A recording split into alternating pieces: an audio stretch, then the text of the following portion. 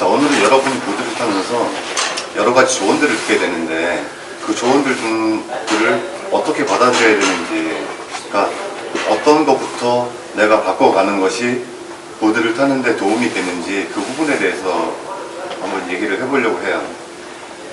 그러니까 예를 들면 어떤 사람이 이 보드 타면서 무릎을 위쪽으로 이렇게 움직여서 보드를 이렇게 회전시키려고 해요.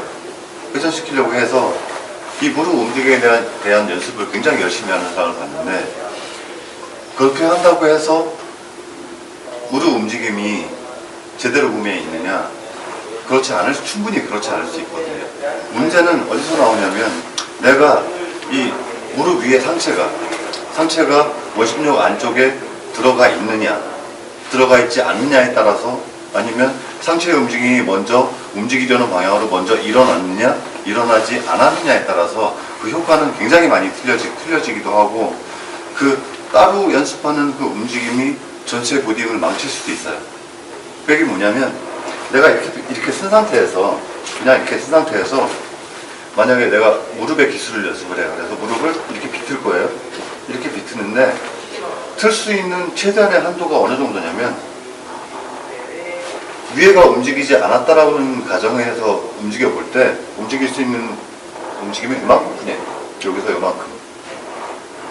자, 그러면 여기에서 만약에 허리가 원래 있어야 되는 포지션, 그러니까 원심력 안에 버틸 수 있는 포지션, 아니면 내가 움직이려고 하는 포지션에 더 비틀어져 들어가 있다라는 상황에서 무릎을 비틀면 아까보다 훨씬 많은 각도가 움직여요.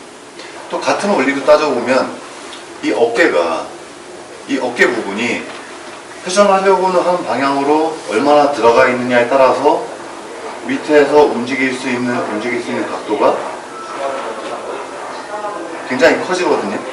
근데 만약에 위에를 움직이지 않는 상태에서 무릎을 움직였다. 그럴 경우는 어떤 현상이 일어나냐면, 여러분이 턴을 하면 일정한 원심력 안에 서게 돼요. 일정한 원심력 안에 서게 되는데, 쭉 보드가 이렇게 돌아가면 내 발판이 물려있는 곳은 발 밑이에요.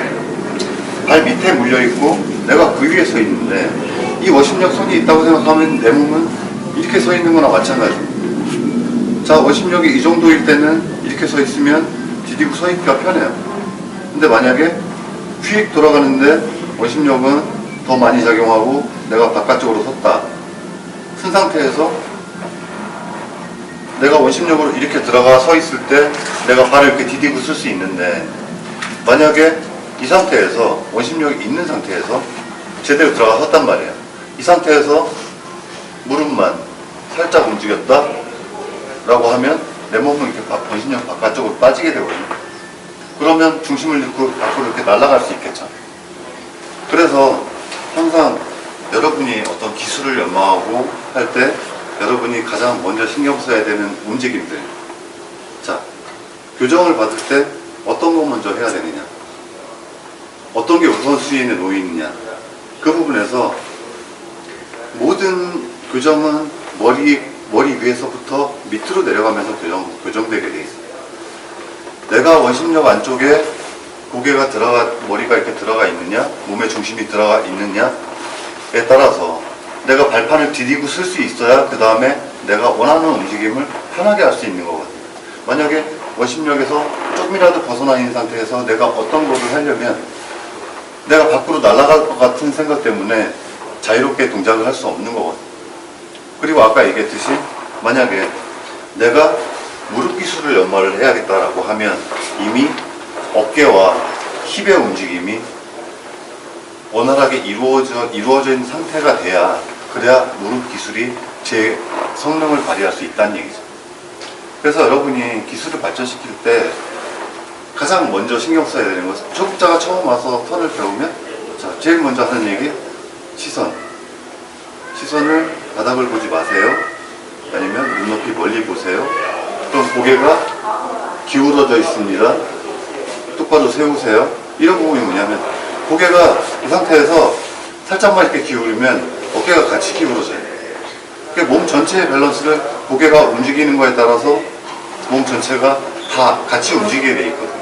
그래서 고개 먼저 잡고 그 다음에 팔을 들게 해서 움직이게 해서 가려는 방향으로 방향 잡기도 하고 몸의 전체적인 움직임을 끌어내거든요. 자, 근데 나중에 이제 고급 기술로 가서 힙의 움직임, 아니면 무릎의 움직임, 발목의 움직임, 발바닥의 움직임 이렇게까지 발전해 가는데, 만약에 여러분이 이 동작들이 따로따로라고 생각하지만 사실은 맨 위에 어깨를 움직였을 때 자연적으로 몸이 같이 일어나는 동작이에요. 같이 일어나는 동작인데 조금 더 원활하게 파워풀하게 움직이려고 하다 보니까 원래 기존이 되는 움직임에서 그 움직임을 더해서 조금 더 다이내믹한 움직임을 만들어내는 거예요.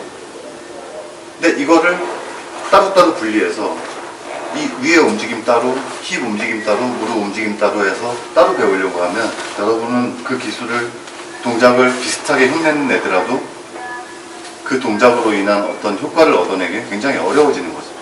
그래서 항상 여러분이 기술을 연마할 때는 항상 위에서부터 아래로. 그러니까 내가 만약에 여러분들이 무릎 기술을 제대로 사용할 수 있다라면 그 수준은 제가 예상하는 걸로 한 중급에서 상급 가는 그 사이? 만약에 기술이 발전해서 내가 발바닥까지 쓸 수 있다. 발바닥을 어떻게 써서 어떻게 움직여야겠다라는 하고 그게 정말 제대로 된 움직임을 만들어낼 수 있다.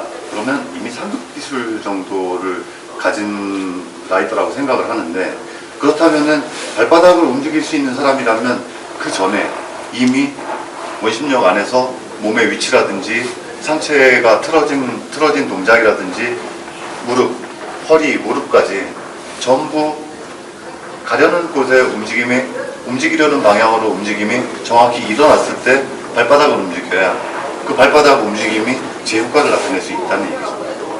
그래서 모든 기술은 위에서부터 아래로 연마해가고, 그리고 또 한 가지 법칙은 뭐가 있냐면 밖에서부터 안으로. 이 얘기는 뭐냐면 여러분의 몸뚱이는 이 몸통으로 갈수록 여러분이 제어하기가 힘들어져요.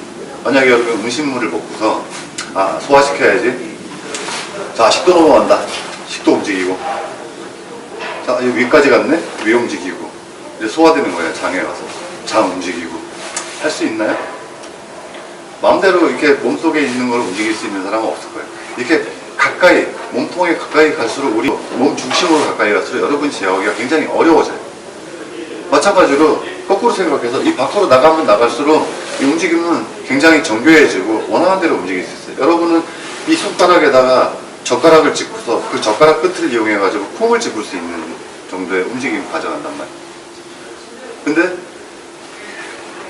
조금만 안쪽으로 하면 제어하기가 힘드니까, 그래서 여러분이 보드를 배우고 할 때 가장 먼저 이제 배우러 가면 하는 게 손 드세요, 손끝을 보세요, 손끝을 움직여서 움직이세요. 이런 이유가 뭐냐면 이 손끝은 내가 원하는 대로 쉽게 움직일 수 있거든요.